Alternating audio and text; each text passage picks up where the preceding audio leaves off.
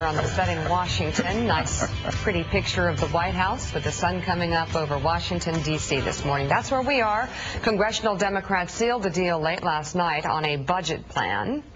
And here were the details. Democratic House Majority Whip, representative from South Carolina, Congressman James Clyburn. Very nice to have you. Good to see you. Thank you. Thanks so much. Nice booming voice. It's good to be here. Speaking of Lizard's Thicket in South Carolina, first time I think we've been together in the same room since then. I know. We always get him on Great remote. to see you. Yeah. Judge the president of his first 100 days. Oh, I think he's been absolutely fantastic. You know, the thing about this president in his 100 days, we have to look at a little part of his speech that I think was very, very important. He talked about the thing that would be hard to measure, but very profound, would be addressing the confidence of the American people. The fact that so many people just felt at that time that our best days were behind us, and whether or not we need to lower our sights for the next generation.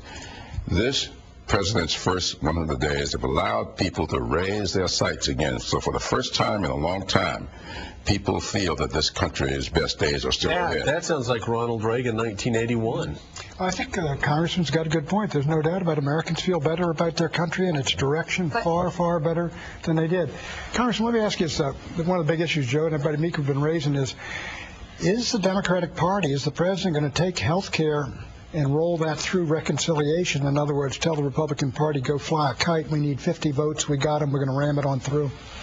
Well, you know, what the president said in this, and I am very pleased that they did it this way, he says, look, if you want to do a bipartisan bill, I'm open for a bipartisan bill. But the fact of the matter is, you got until October 15th to get this done. If you don't, then reconciliation will kick in. We would hope not to use that. I would love to have a bipartisan. But isn't this what Democrats were complaining about when George Bush and Republicans decided they were going to get judicial nominees through with 51 votes? Well, I thought Barack Obama was going to be the candidate of change and better than George Bush. We complain more about the 2001 and 2003 tax cuts that he used reconciliation to get. And so if we think it's good enough to give tax cuts to billionaires, then it's good enough to give health care. So what you're saying is that his standard, the standard that Barack Obama has set, is George W. Bush and Dick Cheney. Oh, absolutely not. What we're saying, we use the same methods if we cannot get people to understand that 51 is a majority. But that's not my partisan. That's just saying the same thing. I watched him in Iowa. He was going to bring us together. I want to be brought together. You got to have a backdrop. Reconciliation is a backstop to all of this.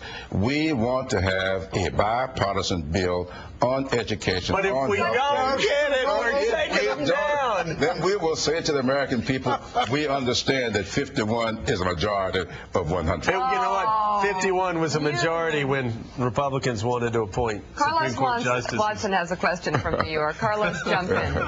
Congressman Clyburn, we know, despite what Joe and Pat just said, that health care is likely to pass. But what about energy? Do you think that President Obama will get something significant done, not only on climate change, but even more on renewable energy sources? I think we'll do a lot of things on energy. I think we'll lay a significant foundation for energy. I do believe that it was left out of reconciliation because of the regional considerations that we have on energy. But I do believe that we will make a start on energy.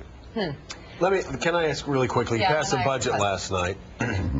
I'm concerned, fiscal conservative. We've talked about it an awful lot here.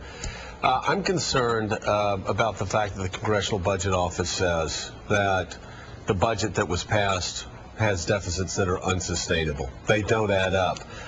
Shouldn't we be concerned that Congress just passed a budget that its own budget office said could wreck our economy?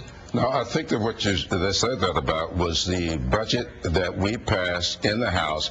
I don't think they've said the same thing about the agreement that was reached last night. In fact, when the budget left the House, we had gone from projected $1.8 trillion deficit to around 530, maybe 540. We are now down to 510 or 12. So if you're going from a projection of 1.8 trillion down to a projection of 530 $10 billion.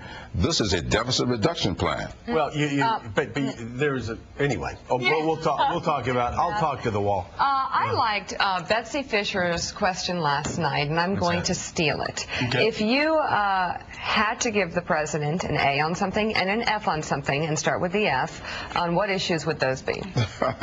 Well, I would give him A once again on raising the level of confidence in this country. I think this is the most remarkable thing to see the next generation of people. I talk to young people, and there is great hope. I think the poll out in the New York Times this morning is indicative of that. For the first time, I know in my lifetime, more African Americans feel a sense of hope about this country since back in the 1960s. So I suspect that if I had to give a failing grade, it's I don't think there's a failing grade here. You can do it. I think we can. Oh, How about bowling? No. Well, I'll tell you what, no, I'm not going to deal with bowling because we're going to make him a better bowler. Oh, okay. Very good. How about that handshake with Chavez? That's obsessive handshake. The handshake was okay with me, but he could have looked past him for the smile. So that's the trick. You look past the person. Well, you know, we talked about that earlier. You know, right. you look at him, but you don't see him. Yeah, exactly. Exactly. Like you used to do me when you were in the house. Oh, that's not. I came up and hugged you. Work on that here. It cost you the other night you did. But I did. I'm a hugger, buddy. I'm doing that right now. Yes, okay. Looking past me. What's next, Mika? Congressman Clyburn, thank you so much. Well, thank you so much for having me. We give you an A. Every time. Yeah. I appreciate that.